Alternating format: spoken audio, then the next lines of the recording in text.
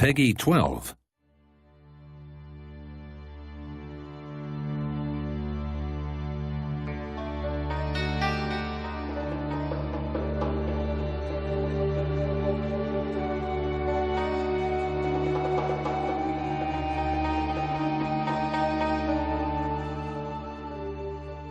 Hi, my name is Thomas Johansson and I'm the project lead for Europa Universalis IV. Today I will tell you a little bit about how religion works in the game. Religion has always been one of the main drivers of conflict and gameplay in all Europa Universalis games, and we have implemented lots of religions, everything from the various forms of Western Christianity such as Catholicism and Orthodoxy to pagan religions and Buddhists and Hindus, for example. And the way it works is that first of all your nation has a religion that is given from the start. But then, on the other hand, the citizens of your country, the provinces or the peasants, can have a different religion. And this can, of course, either create a strength or conflict. If you have a country that is very unified religiously, you can use this. You can tax your peasants a little bit extra. You can try to drive your country so that it becomes focused on that religion and you can fight for that religion. But then you conquer new areas, for example, and the country can become more fractured. You can have different religions and you get a choice.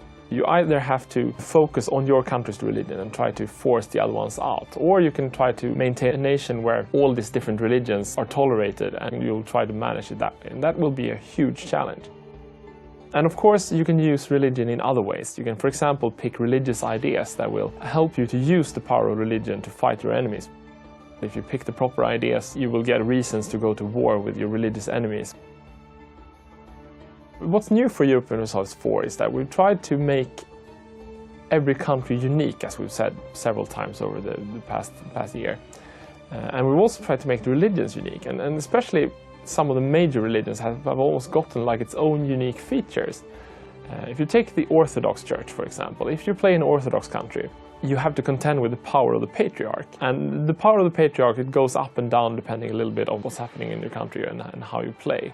And if the Patriarch is powerful, that will help you get lower revolt risk and get more control over the peasants in your country, and you can also increase your manpower and build bigger armies. On the other hand, that will also divert some of your tax income to the church, so you will get poorer. And then on the other hand, if you go to, say, play a Muslim country, they have a different feature again. They have something called piety. And the interesting bit is here that how you behave versus other Muslim nations or other nations will change how the Muslim world views you. So if you go to war against the heathens, against Christians, for example, or the pagans, your piety will go up. And as your piety goes up, your armies will become more powerful, they become more fanatical, you can fight better, and you will get better missionaries, and so you can convert the heathens and these kind of things. But on the other hand, if your piety is low, your armies might not be as good. For example, when you can release yourself from the power of the priests, you will get cheaper technology costs, for example, a little bit more money. So it almost becomes like, are you a crusading state that goes against the heathen nations, or are you sort of like an internal state who wants to manage your kingdom just like any other kingdom? And then of course we have the Western Christians. And for me, the way the Western Christianity has kind of a unique mechanic that has always been one of the most interesting moments for me when I play various games of Europa Universalis in the old games as well. And that's what happened when the Reformation comes along. You have this kind of nice, stable country, everybody's Catholic, everybody's happy, you don't really have any problems.